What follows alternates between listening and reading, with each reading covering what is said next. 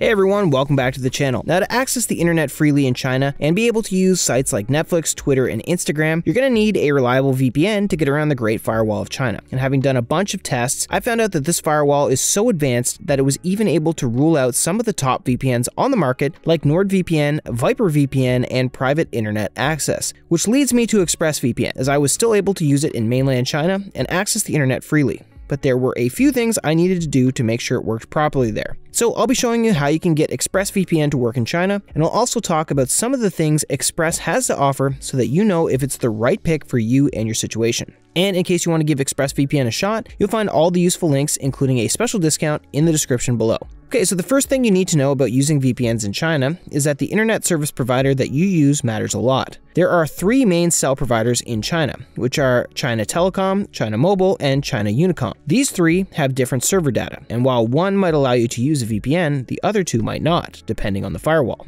For example, at the time of making this video, ExpressVPN worked fine with both China Telecom and China Mobile, but not China Unicom. However, in a couple of months, this might not be the case anymore, so make sure to contact ExpressVPN support via email and ask them which one is the most suitable. Just be safe. Now, as far as accessing the VPN website, I could easily access it using China Telecom, but I can't do the same thing with China Mobile, as they have much stricter rules in place. And so, in these situations, there's an alternate domain that Express puts in place so you can access the ExpressVPN page to subscribe and download the app.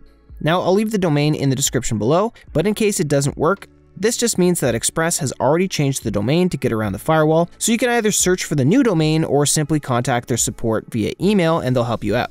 So for now, I recommend you use China Telecom, as they have a less strict environment and it's more consistent when it comes to VPNs. Also, in case you're using China Telecom, you can directly go to the ExpressVPN website using the link in the description, which should give you a discount and save you some money. Now, as far as the installation goes, it's actually very straightforward. Once you create an account and get a subscription, download the app and follow the on-screen instructions to complete the installation. Then input the activation code that you'll receive via email and your ExpressVPN app will be activated. And that's all you need to know with regards to setting up the ExpressVPN app. Alright, now besides being one of the extremely few VPNs that work in China, Express also has some features that would help keep your activities private and anonymous, despite the heavy censorship and surveillance there. For starters, ExpressVPN has a strict no-logs policy, and they operate on RAM-only servers. This means that they have no way to log or monitor user activities, and everything you do online will remain a secret even from ExpressVPN themselves. But of course, any VPN can claim that they don't log your data, which is why Express has gone through several audits by independent firms like KPMG, all of which have verified their commitment to their no-logs policy. In fact, back in 2017, ExpressVPN had a real-life stress test where the Turkish government seized one of their servers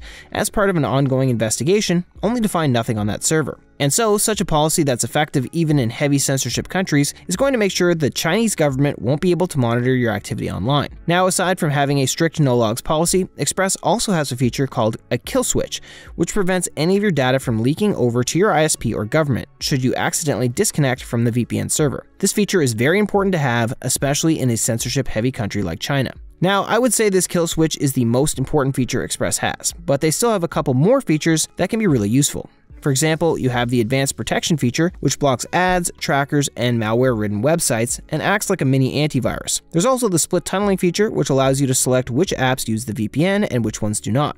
For example, you can use your normal internet connection to watch your iQIYI shows, but have a separate browser using the VPN to access Twitter or Instagram. But aside from these, Express is not really packed with a lot of bonus features, as they do want to keep their service very easy to use. However, you still get all of the essentials like the kill switch and a handful of protocols, which is great. Now, as far as speed goes, I didn't notice any drastic speed drops while I was testing ExpressVPN from the natural speed drops all VPNs have due to the time they take to encrypt your data.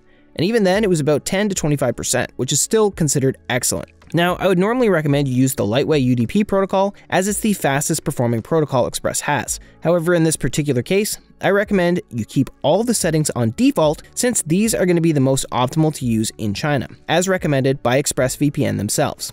Besides that, server-wise, you get access to over 3,000 servers in 105 countries, all of which are optimized for streaming, allowing you to watch from any streaming services like Netflix, Hulu, Amazon Prime Video, etc. And when it comes to customer support, they have 24/7 customer support agents that are available through live chat and through email. Though the email support might not be as instantaneous as the live chat function, they still reply pretty quickly, and the customer support agents can even help with technical stuff, so whatever issue you might have, don't hesitate to contact them and get it sorted out.